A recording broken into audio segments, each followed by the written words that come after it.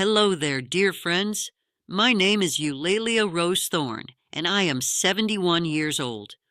I've lived through 7 decades of triumph and heartache, of dreams fulfilled and dreams deferred. But the story I want to share with you today began just 2.5 years ago, when I believed my creative spirit had died along with everything else I thought defined me. This is a story about discovering that inspiration doesn't have an expiration date.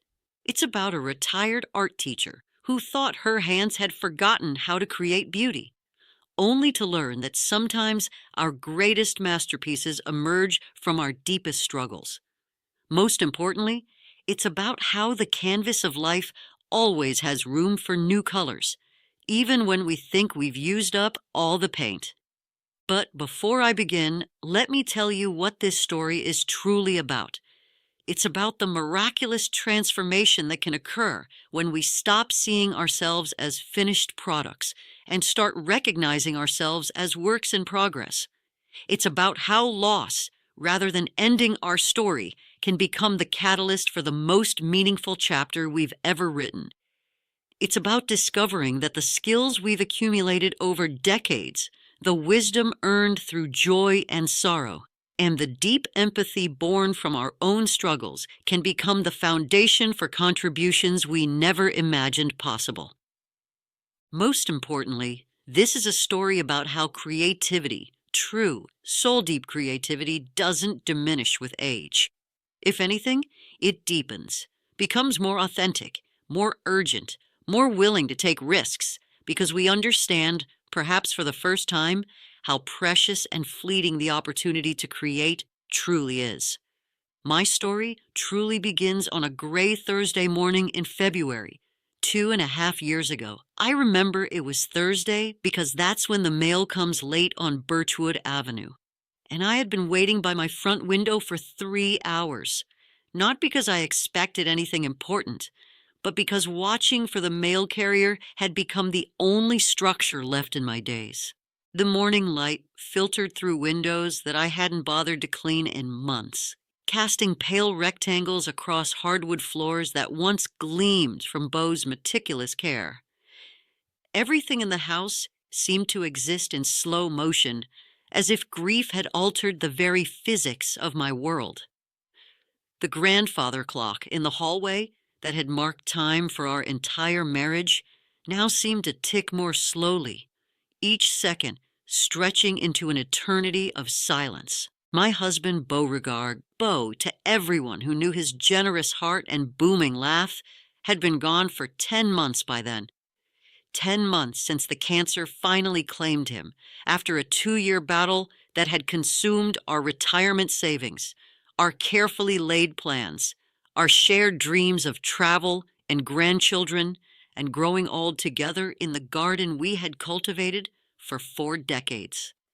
10 months since I'd become one of those widows you see wandering the aisles of craft stores at odd hours, touching supplies they'll never buy, remembering projects they'll never start, looking lost among displays of potential that feels as foreign as a language they once spoke fluently.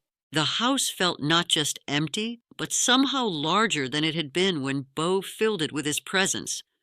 Rooms that had once seemed cozy now echoed with every footstep.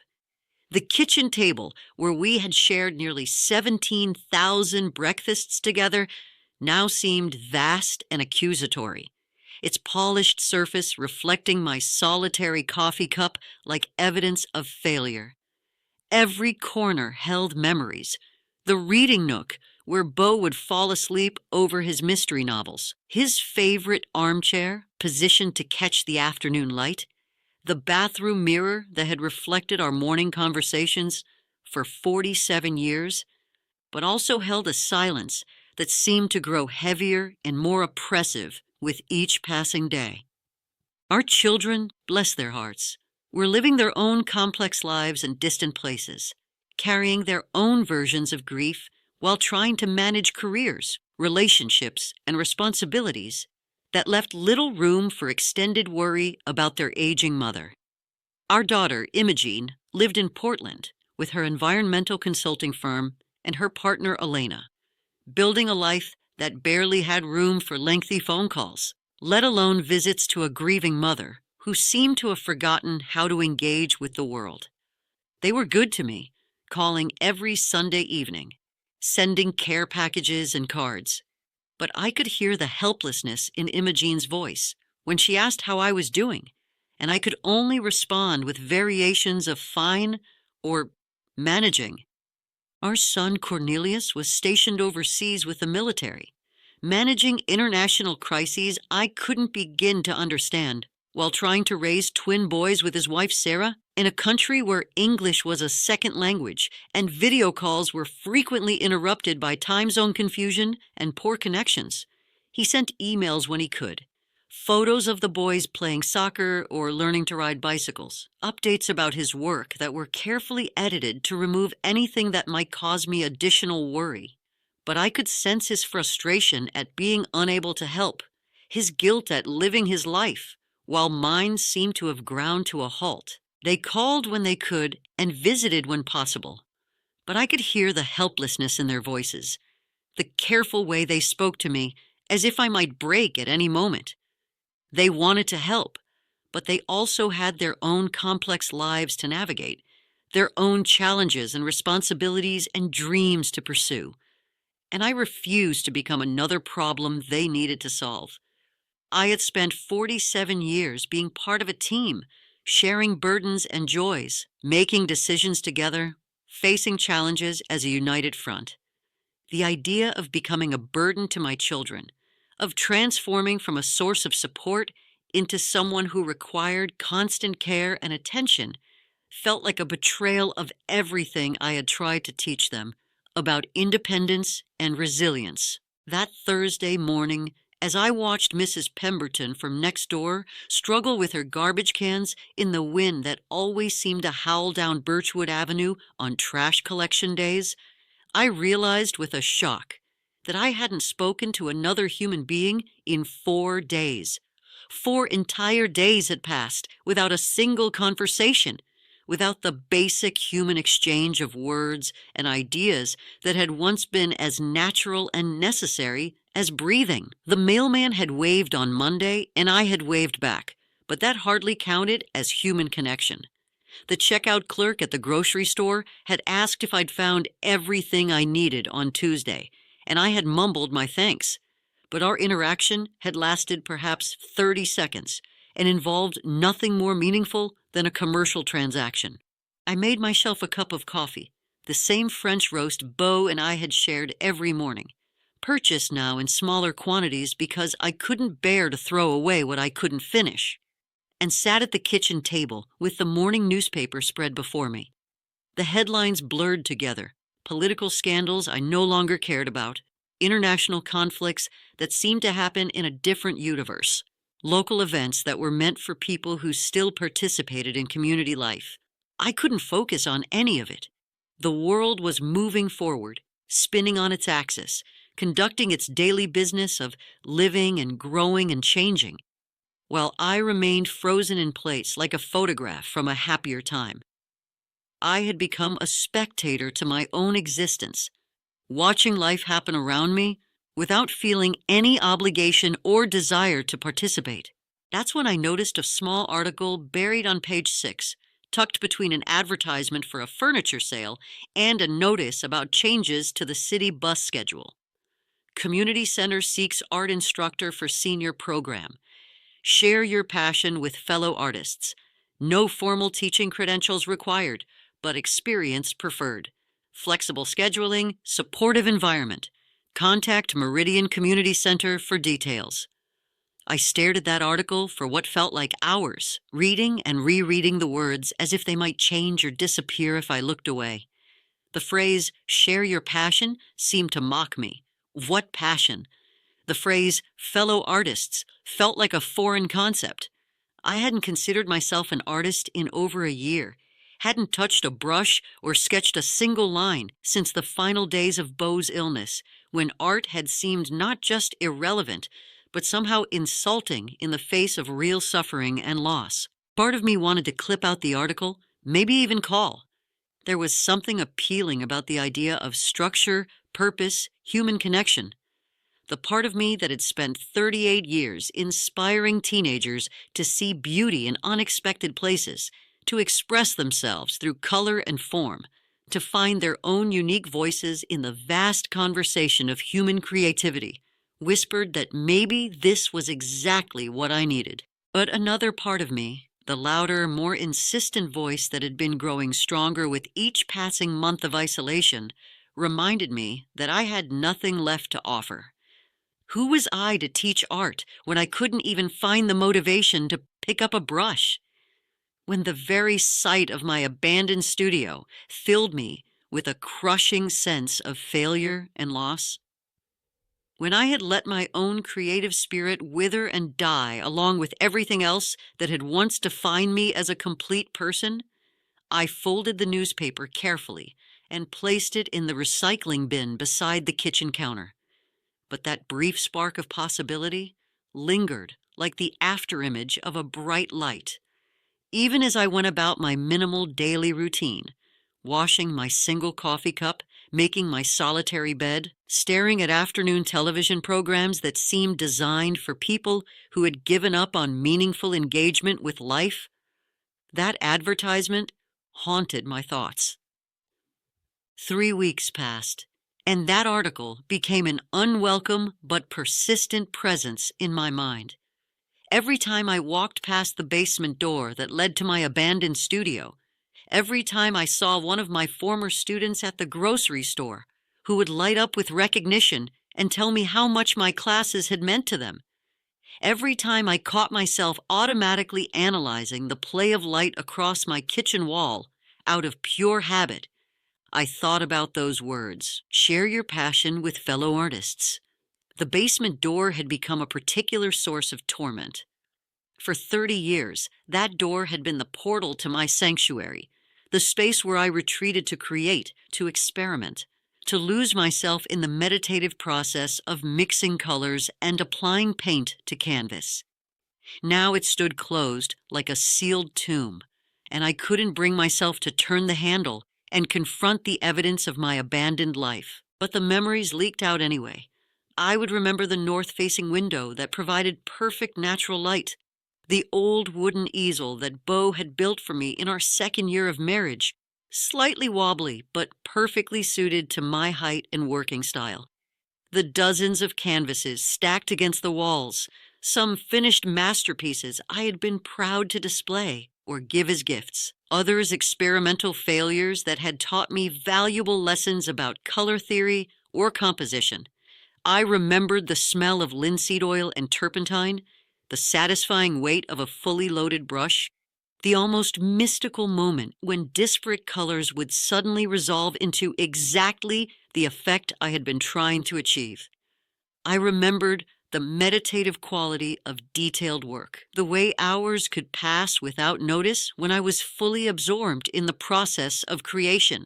Most painfully, I remembered the joy, the pure, uncomplicated happiness I had felt when a painting succeeded beyond my expectations, when I managed to capture not just the appearance of my subject, but its essence, its emotional truth. I remembered the satisfaction of sharing that joy with others, of helping my students discover their own capacity for creative expression, of witnessing the moment when someone who believed they couldn't draw a straight line suddenly produced something beautiful and meaningful.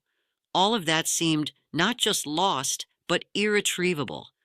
How do you reclaim a part of yourself that has been dead for over a year?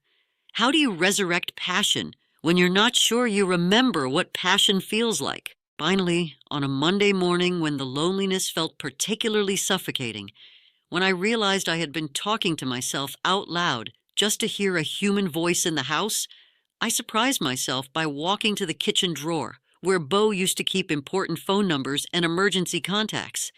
My hand trembled as I dialed the community center, and I nearly hung up 3 times before someone answered.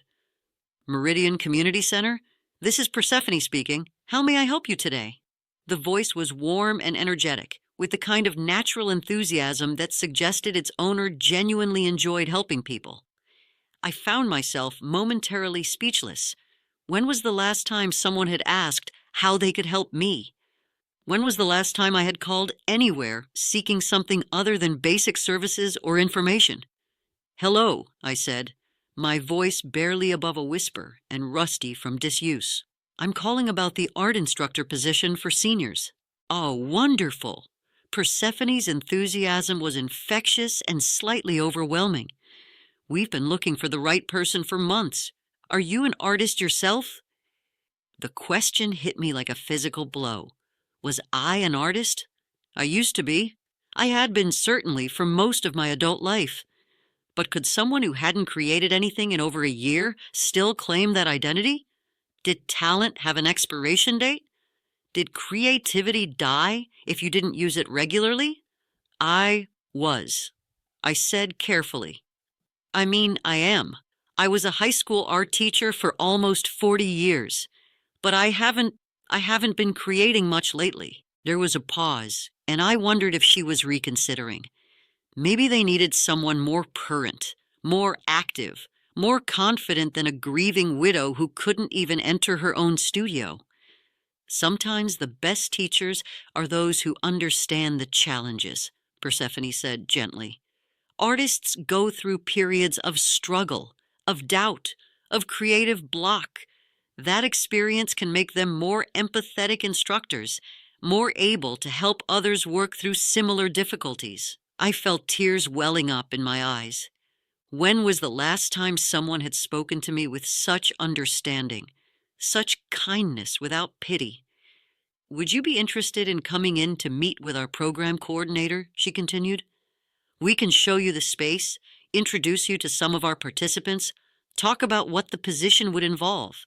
No pressure, just a chance to explore the possibility." I scheduled an appointment for the following Wednesday, and after I hung up, I did something I hadn't done in months. I walked down to my basement studio. The wooden stairs creaked under my feet with the same familiar complaints they had made for decades. The basement smelled of old paint and linseed oil, scents that had once been as comforting as fresh baking, but now seemed like accusatory evidence of neglect.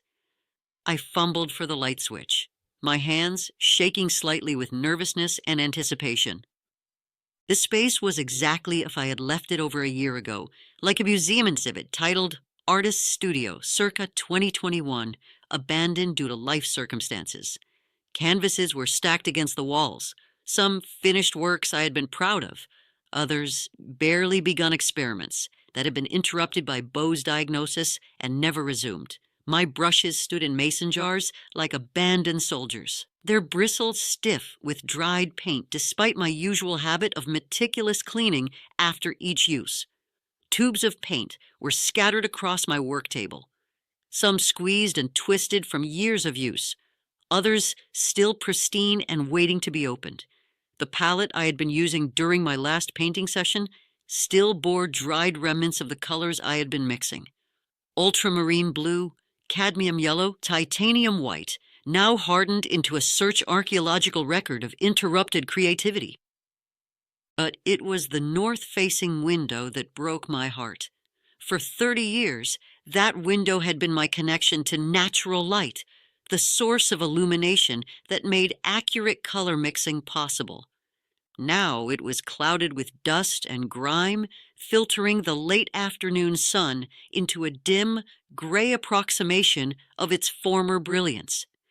Even through the neglect, though, the light still held that special quality that had drawn me to this room, that soft, consistent illumination that artists prize above all other types of lighting.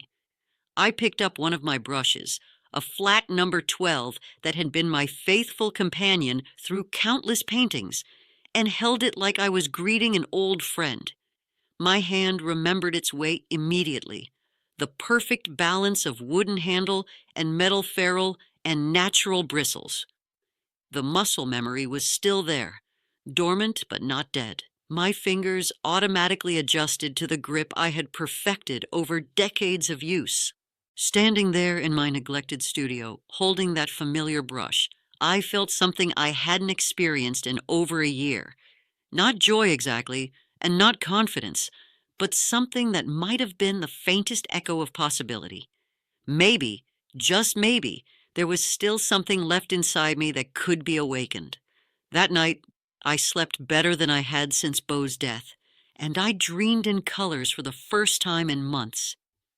The Meridian Community Center was housed in a converted elementary school, one of those solid brick buildings from the 1950s, with wide hallways designed for streams of children, but now repurposed for adult activities. The transformation was immediately apparent. Where institutional beige might have dominated, the walls were painted in cheerful colors and lined with displays of artwork from various programs. Photography from the Senior Travel Club, pottery from beginner ceramics classes, quilts from the Textile Arts Group, evidence everywhere of creativity and active engagement with life. Persephone turned out to be an energetic woman in her 40s, with purple streaks in her graying hair and paint stains on her cardigan sweater that told me she understood the artistic life from personal experience. She met me in the lobby, which managed to feel both professional and welcoming, with comfortable seating areas arranged around coffee tables, displaying art books and community newsletters. "I'm so glad you decided to come in," she said, extending a hand with fingers that showed traces of clay under the nails. "Our senior art group has been meeting informally for about 6 months, but they're hungry for more structured instruction, for someone who can help them develop their techniques and push their creative boundaries." As she led me down the hallway, I noticed how different this felt from the high school where I had taught for nearly 4 decades.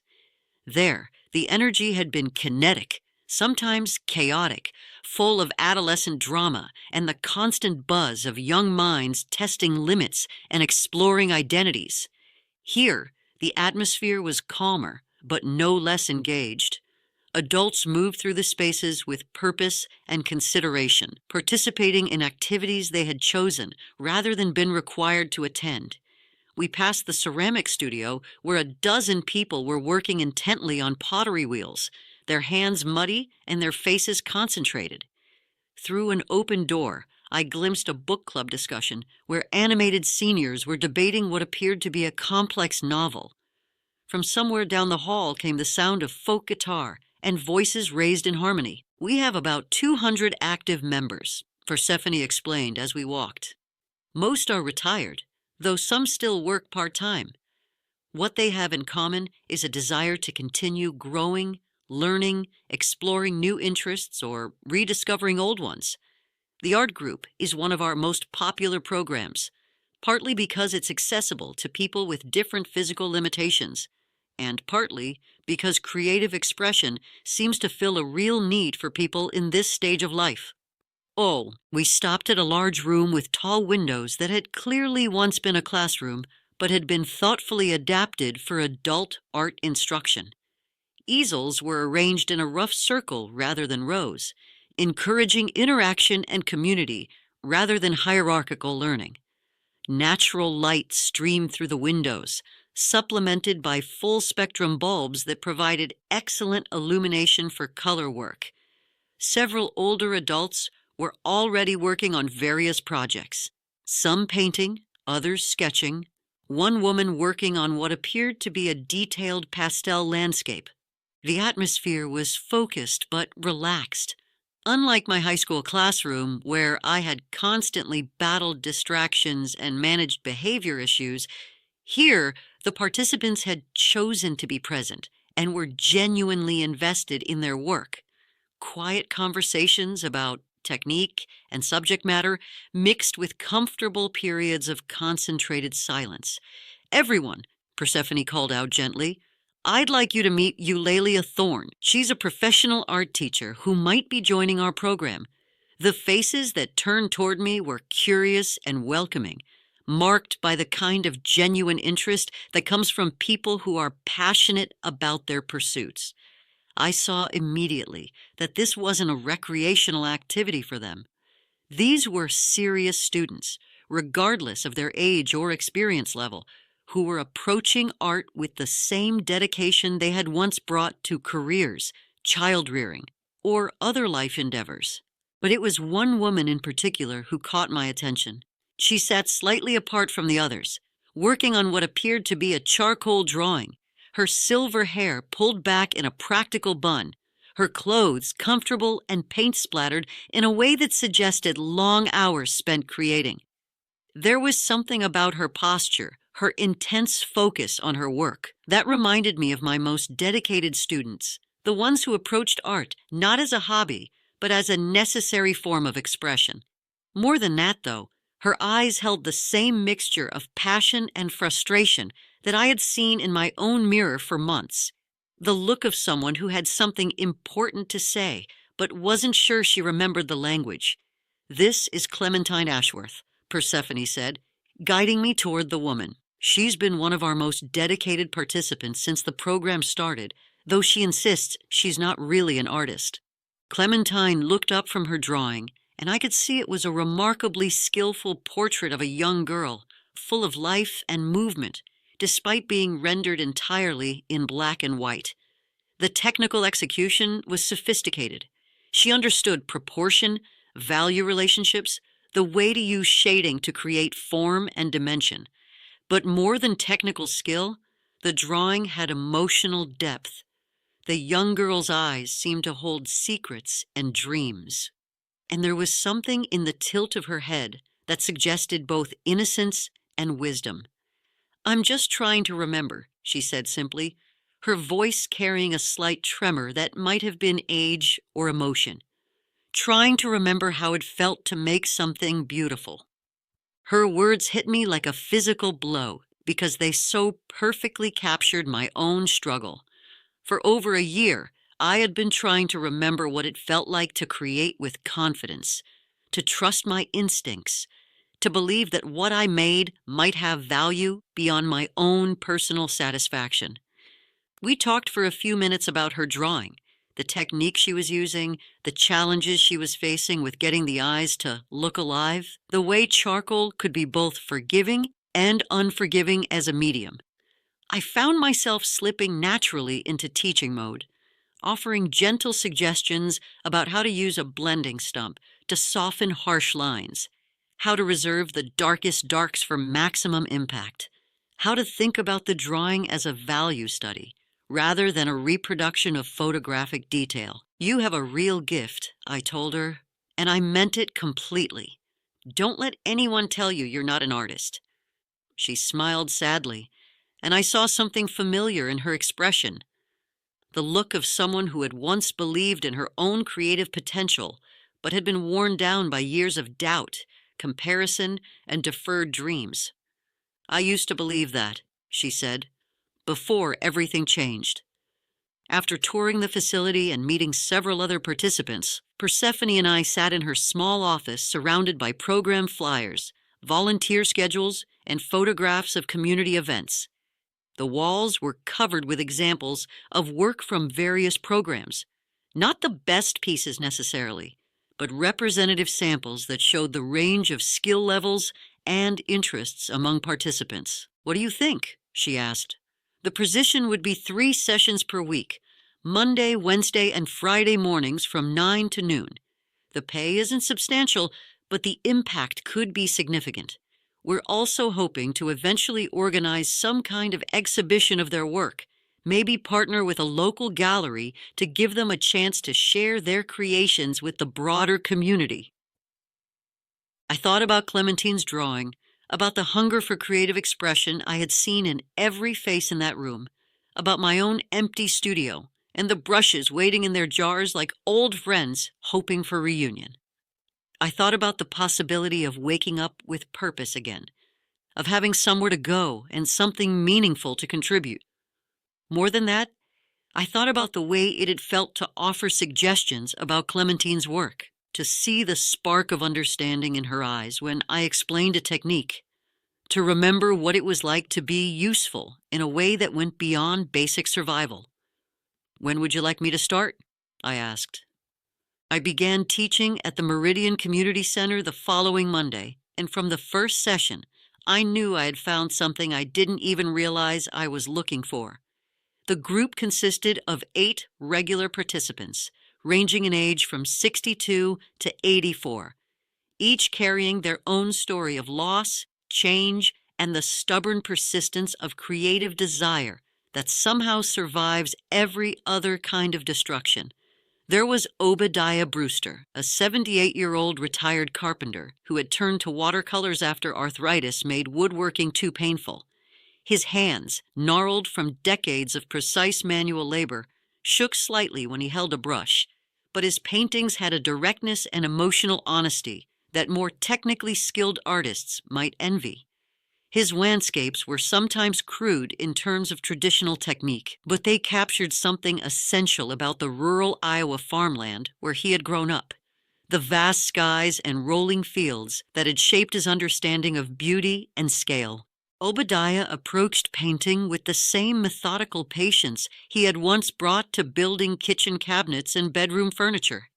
He would study his reference photographs for long periods before making the first mark, planning his composition with the same care he had once used to measure twice and cut once. His color mixing was intuitive rather than theoretical. He knew what he wanted to achieve and would work systematically through combinations until he found what satisfied his inner vision.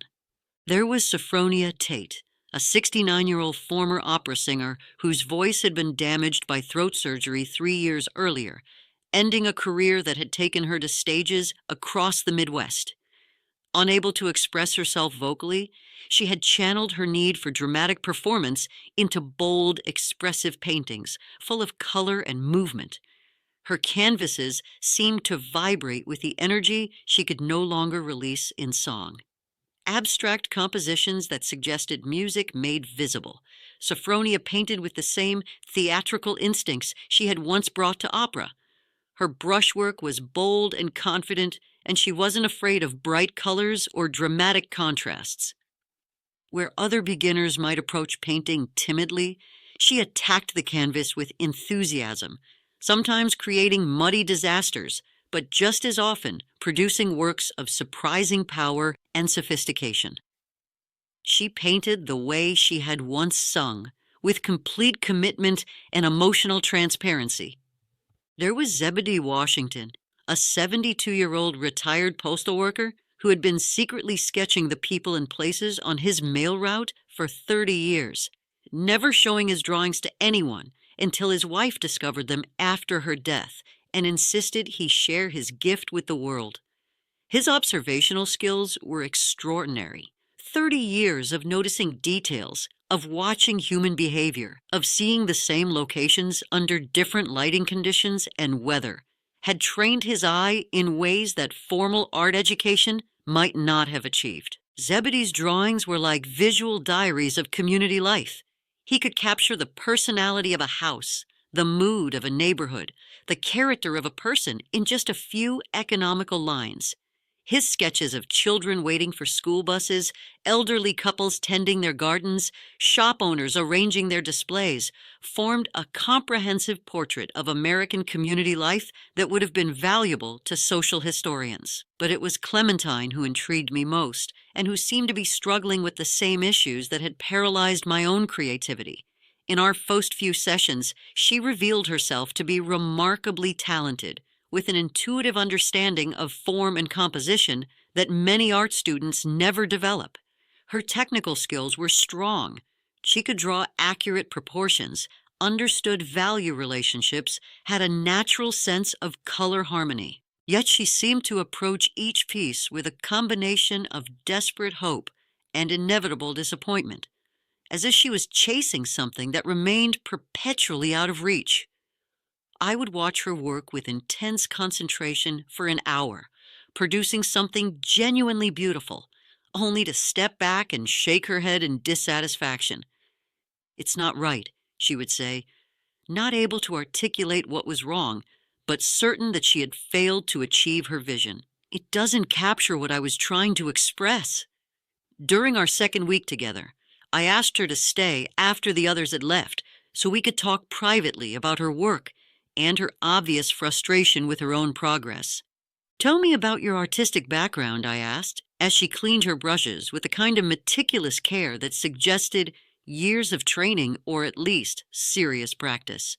She was quiet for a long moment, adding finishing touches to a painting of autumn trees that showed remarkable skill in its handling of light and shadow.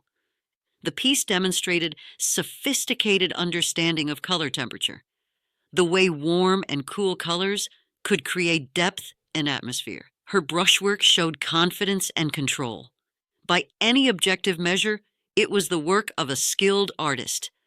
"I was going to be an artist once," she said finally, her voice so soft I had to lean closer to hear. "A long time ago. I had been accepted to art school, had scholarships lined up, had dreams of galleries and recognition, and a life spent creating beautiful things." She set down her brush and looked at me with eyes that held decades of regret. "I was 18 years old, and I thought I had all the time in the world. I thought I could always come back to art later, after I had taken care of more practical concerns." "What changed?" I asked gently. "Life happened. Marriage to Ignatius when I was 20. Free children by the time I was 28. The responsibilities that come with being a wife and mother in the 1960s and 70s. My husband was a good man, but he saw art as a hobby, not a career. The kids needed everything: time, attention, financial resources. I put my brushes away, thinking it would be temporary, thinking I could always pick them up again when the children were older, when we were more financially secure, when I had the luxury of pursuing personal fulfillment." She laughed, but there was no humor in it. The children grew up and moved away. Ignatius and I had a good marriage, traveled some, enjoyed our grandchildren, but somehow I never found my way back to serious art. There was always something else that seemed more important, more urgent, more necessary. "What brought you back to it now?" I asked. "Ignatius died 3 years ago. Sudden heart attack while he was working in our garden. Our children are grown and scattered across the country, busy with their own lives and families. Suddenly, I had all the time in the world to pursue art, but I discovered that 50 years of not painting leaves you feeling like you've forgotten a language you once spoke fluently." I understood completely. The gap between artistic vision and current ability can be devastating, especially when you remember being more skilled in the past, or when you feel pressure to justify the years you spent away from your creative practice. "But you clearly haven't forgotten," I pointed out. "Your work shows sophisticated understanding of color, composition, technique. Maybe you're not the same artist you were at 18, but you're also not the same person. Life experience, even painful life experience, can bring depth and authenticity to art that youth alone cannot provide." She shook her head. "I look at what I create now, and it doesn't match what I see in my mind.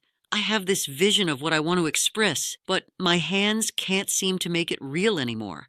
It's like the connection between my imagination and my ability has been severed." "That frustration," I said, "is actually a sign that you're still growing as an artist. The gap between vision and ability is what drives all creative people to keep improving. If you were completely satisfied with your current work, you'd have no motivation to develop further."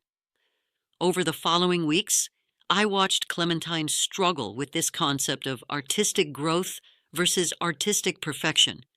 She would create something genuinely beautiful, then immediately compare it to some idealized memory of her younger work, or to professional artists whose careers had progressed uninterrupted, and find her own efforts lacking. The frustrated artist in her was at war with the practical woman who had spent decades caring for others at the expense of her own creative needs. She wanted to produce masterpieces immediately, to make up for lost time, to justify the years she had spent away from art by creating something so remarkable that it would retroactively validate her sacrifice. It was during our 4th week together that everything began to change. I had assigned the group a self-portrait exercise, encouraging them to focus not on photographic accuracy, but on expressing something true about themselves through visual means. Self-portraits, I explained, had been a staple of artistic training for centuries because they forced artists to look closely, to observe carefully, and to make decisions about how they wanted to be seen and remembered. Most of the participants approached this assignment with the expected mixture of humor and self-consciousness. Obadiah painted himself as he might have appeared in his workshop, surrounded by wood shavings and tools, his face bearing the satisfied expression of someone who had spent his life making useful and beautiful things.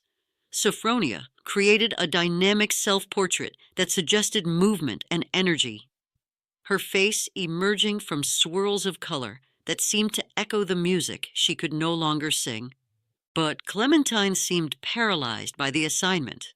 For 3 sessions, she sat in front of her blank canvas, mixing colors on her palette, making tentative marks that she immediately scraped away, growing increasingly frustrated with her inability to begin. "I don't know who I am anymore," she confided to me after the others had left on a particularly difficult Thursday. For 50 years, I was Ignatius's wife, the children's mother, the school secretary who organized fundraisers and kept track of important dates and made sure everyone else's needs were met. I defined myself entirely through my relationships to other people, through my role in their lives. She gestured helplessly at her blank canvas. Now I'm none of those things. The children are adults with their own families. Ignatius is gone. I retired from my job. When I look in the mirror, I see someone I don't recognize. How do you paint someone who doesn't exist? "Maybe that's exactly what you need to paint," I suggested. The woman in transition, the person discovering who she is when all the old roles have been stripped away. Identity isn't fixed, it's fluid, constantly changing, constantly being recreated.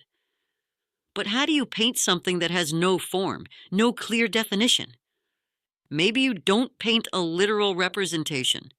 Maybe you paint the feeling of transformation, the experience of becoming someone new. That afternoon, Clementine began a painting that would take her 3 weeks to complete. Instead of attempting a traditional self-portrait, she created an abstract composition of colors flowing and changing. Some areas sharp and defined, others soft and nebulous. Blues that suggested sadness merged into warm golds that hinted at hope. Dark areas representing loss gave way to lighter regions full of possibility. The composition suggested movement, change, the fluid nature of identity in transition. Looking at it, you could feel the uncertainty of someone who is no longer who she had been, but hadn't yet become who she might be. It was abstract, but it was also deeply personal, more honest and revealing than any photographic representation could have been. When she finally declared it finished, she stepped back with tears in her eyes. "I never painted anything like this before," she said, her voice filled with wonder. 50 years ago, I would have thought this wasn't real art because it doesn't look like anything recognizable. "What do you think now?" I asked. "I think it's the most honest thing I've ever created. I think it says things about my experience that I couldn't express in words." That painting became the catalyst for something none of us expected. Word began to spread through the community center about the remarkable art being created by the seniors in our program. Persephone started posting photographs of their work on the center's social media accounts, and the response was immediate and overwhelmingly positive.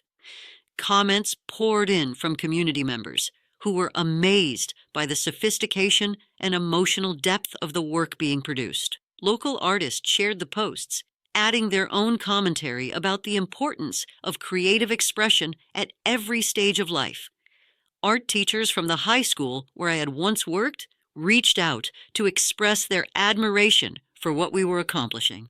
Among these visitors was Margaret Chen, the curator of the Riverside Gallery, a small but respected space downtown that specialized in contemporary regional art.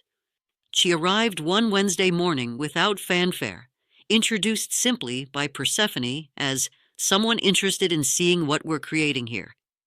Margaret was a soft-spoken woman in her 50s, with the kind of intense, evaluative gaze that comes from years of looking at art professionally. She moved through our space quietly, spending long minutes in front of each piece, asking thoughtful questions about technique and inspiration. I watched her face carefully, trying to gauge her reaction, remembering the countless times I had presented my own work for professional evaluation, and the particular vulnerability that comes with having your creative efforts judged by someone whose opinion carries weight in the art world. She spent the longest time in front of Clementine's abstract self-portrait, studying the way the colors flowed and merged, the balance between chaos and control, the emotional honesty that radiated from every brushstroke. "This is extraordinary," she said finally, turning to Clementine with genuine admiration. "The way you've used color to express psychological states, the sophistication of your compositional choices. This shows the kind of artistic maturity that usually takes decades to develop." Clementine's face flushed with pleasure and embarrassment. "I don't really know what I'm doing," she admitted. "I'm just trying to paint what I feel." "That's exactly what you should be doing," Margaret replied. "Technical skill can be taught, but emotional authenticity, that comes from lived experience, from having something important to say and the courage to say it." Before she left that day, Margaret made an unexpected proposal. The Riverside Gallery was planning an exhibition for the following spring called Emerging Voices, designed to showcase artists who were developing new modes of expression later in life. She wanted to feature work from our group, not as curiosities or examples of seniors staying active, but as legitimate artistic statements worthy of serious consideration. The excitement in the room was palpable, but it was also mixed with anxiety. These were people who had spent decades viewing their creative efforts as hobbies, as personal satisfaction rather than public expression. The idea of displaying their work alongside professional artists in a real gallery was both thrilling and terrifying. "I couldn't possibly," Clementine said immediately. "I'm not ready for that kind of exposure. What if people don't understand what I'm trying to express? What if they think I'm pretending to be something I'm not?" But Obadiah, whose pragmatic nature had served him well in carpentry, had a different perspective. "Seems to me," he said, "we've been making art because we need to make art. Whether other people understand it or not doesn't change the fact that we're saying something true about our experience." Sophronia, whose theatrical background had given her comfort with public performance, was immediately enthusiastic. "We have stories to tell that only we can tell," she declared. "Who else is going to paint what it feels like to lose your voice, literally and figuratively, and find new ways to sing?"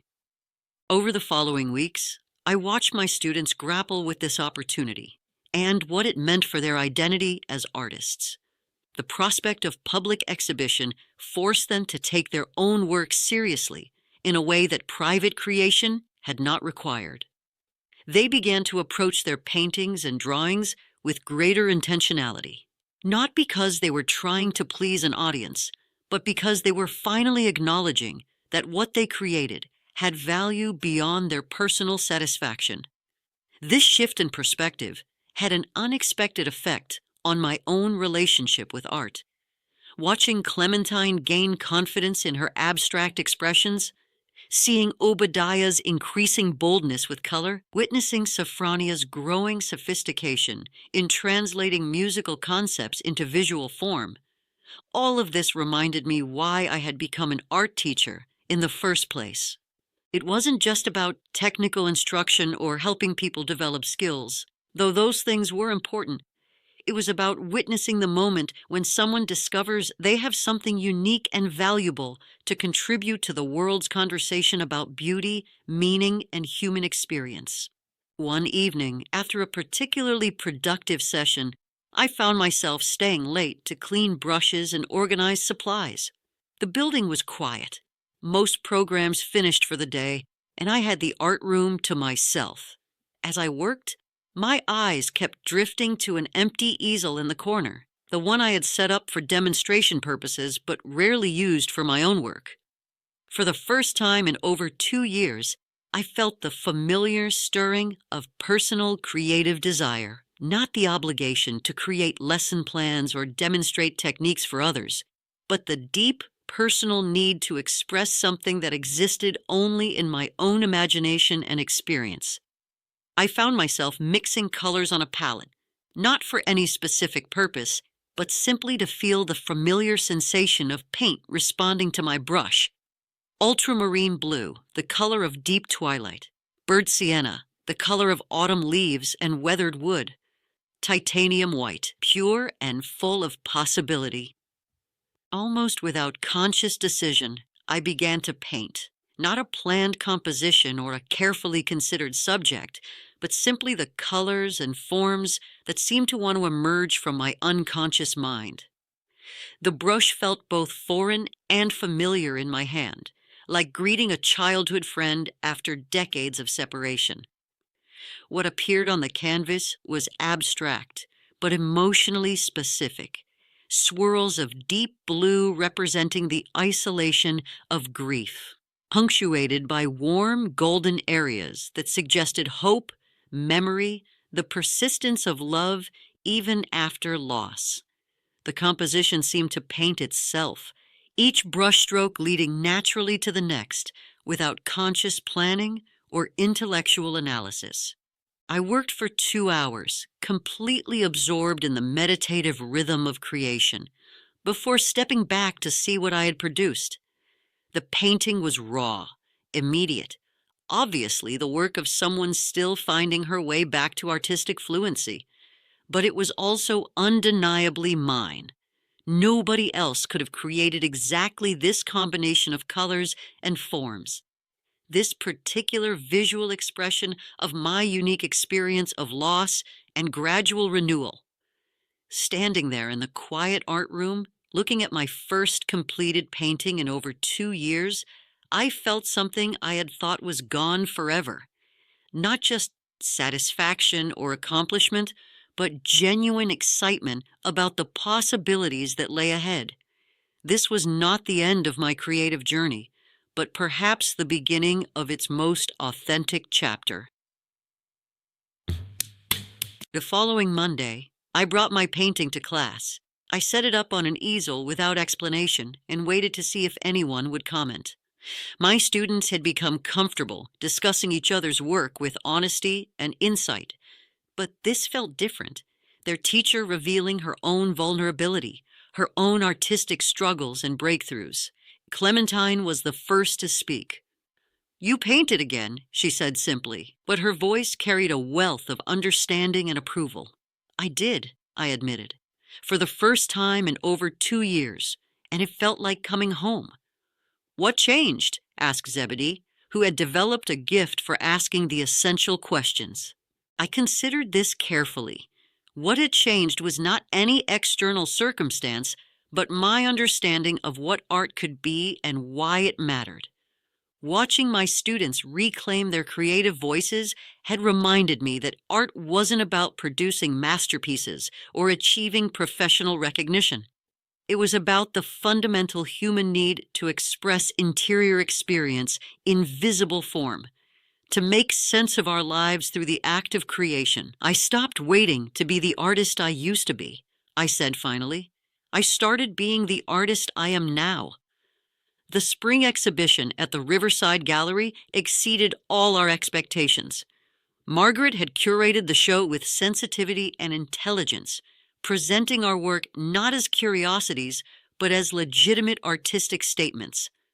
Clementine's abstract self-portrait was featured prominently near the entrance.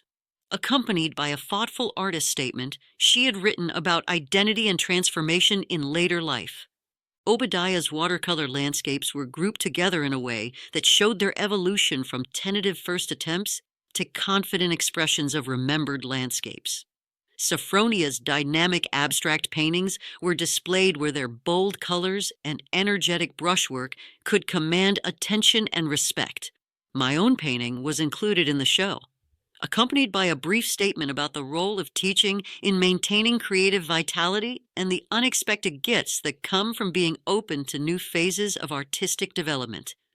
The opening reception was attended by over 200 people, not just friends and family of the exhibiting artists, but genuine art enthusiasts, collectors, and critics who had come because they were curious about work being created by people who had found their artistic voices later in life. I watched Clementine standing next to her self-portrait, discussing her use of color and symbolism with a visiting artist who treated her as a peer, not as someone who needed encouragement for trying. I saw Obadiah explaining his painting techniques to a group of younger artists who were genuinely interested in his approach to capturing light and atmosphere. Most rewarding of all, I witnessed the transformation in my students' understanding of their own identity. They had begun the program thinking of themselves as people who might enjoy art as a hobby. They had become artists, not because of external validation or professional recognition, but because they had learned to trust their own creative instincts and to value their unique perspectives. The exhibition ran for 6 weeks and was extended for an additional month due to popular demand. 3 paintings sold to serious collectors, and several of my students were invited to participate in future group shows. But more importantly, the experience had given them something that no amount of money or recognition could provide: the knowledge that they had important things to say and the skills to say them through visual art. Today, 2.5 years after I answered that advertisement for an art instructor, our senior program at the Meridian Community Center has grown to include over 30 active participants.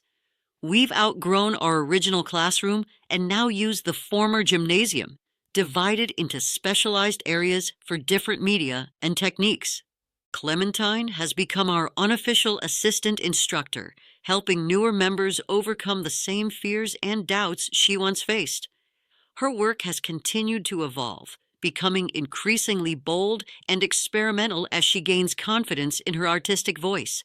She recently completed a series of paintings about memory and time that are being considered for solo exhibition. I have returned to my own artistic practice with an enthusiasm and authenticity I never achieved in my younger years. The combination of life experience, professional teaching skills, and hard-won wisdom about what truly matters has created a foundation for art making that feels both mature and adventurous. My basement studio has been restored to active use, but it looks different now than it did during my earlier artistic phase. The work I create there is more personal, more willing to take risks, less concerned with external approval or conventional success. I paint now because I have things to say about loss, resilience, the unexpected gifts that come with aging, the particular kind of beauty that emerges from acceptance rather than striving. Most importantly, I have learned that creativity doesn't diminish with age. It deepens, becomes more essential, more urgent, more willing to embrace authenticity over perfection.